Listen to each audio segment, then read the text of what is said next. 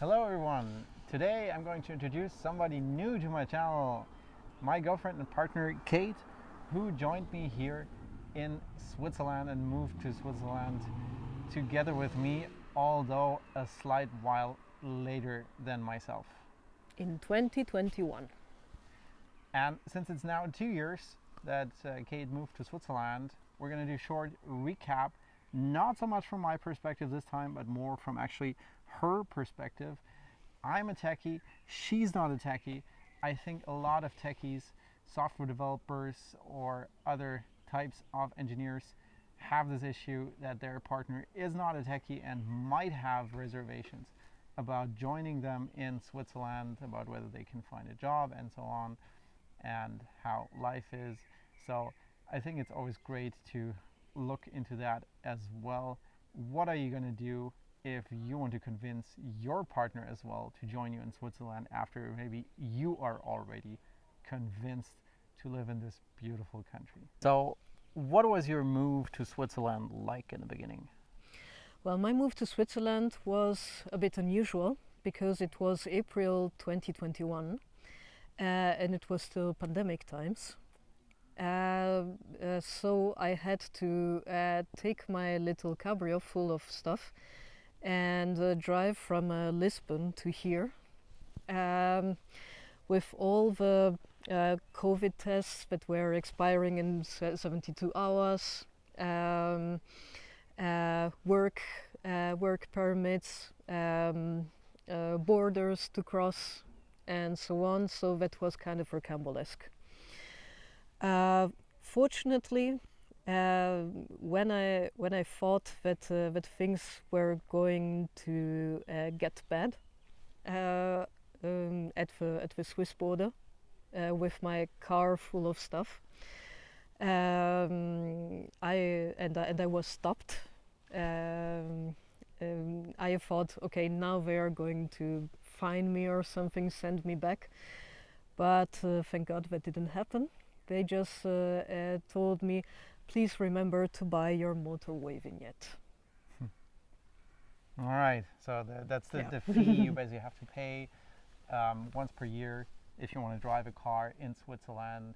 No matter whether you live in Switzerland or not, it's the same fee that basically everybody has to buy, and it's called a vignette. That's kind of the thing you put on the windscreen as proof that you paid the fee, the tax, if you will.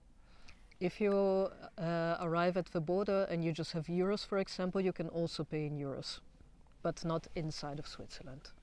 And of course you can pay with a credit card because Switzerland is a modern country. Yep. So what was actually finding a job like for you? Since you're not a techie, it's for techies it's very often very easy. For non-techies it's not always that easy. What was it like for you? Well, I had the fortune that my company gave me this opportunity, this big promotion, and sent me here to manage the market for them. I used to be a sales manager, selling cars. So that was actually I actually have to thank my company for doing that, for giving me this opportunity to get here, because otherwise, if I had looked for a job myself, I could have waited a long time for things to happen. So this is an advice that I can give you. Maybe reach out to your own company if you still want to work for your company, of course, and ask them, don't you have something for me in Switzerland? Maybe I would like to move there because my partner is there, or because my partner is moving there. So I would say at least try. It worked for me. Yeah, and maybe as sort of a side note on this, sometimes companies tend to send you temporarily to Switzerland.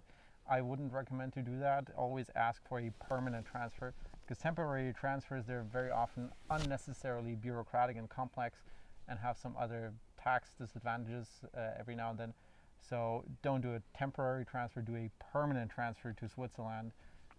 You're not locked in here. You could still move somewhere else, just as a side note on this. Yeah, yeah, definitely.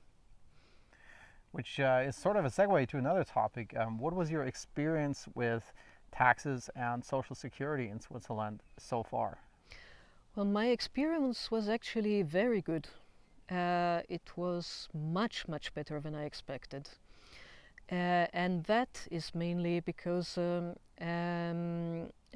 institutions, if you need them, they are really there for you. If you call them, you really have the impression that they care about you and want to help you solve your problem, which is not something that you can say about every country. So your taxes are, in that sense, definitely well spent. Although I must say, I would like, since this country is so efficient, also, I would like social security to be a little cheaper. But for what you get, for what you get in exchange, it's more than fine. Yeah, I can definitely say that many people are a bit surprised by this. That while taxes are moderate in Switzerland overall, I would say there is still social security, and depending on how you think about it, it's not that low. It can, especially if you're a freelancer, you have to pay it all, or if you have your own company, you have to pay it all, and that will add a significant amount of percent to sort of the tax and social security bill. Don't be fooled by like 10% income tax and that's it. There is still social security. So you very often have at least deductions of about 30% at least, even in Switzerland, which is still less than in other European countries where you have more like 50, 60, 70%. So those 30, maybe 40% in Switzerland are much better, but it's not 0 or 5%. That doesn't really exist in most of Europe.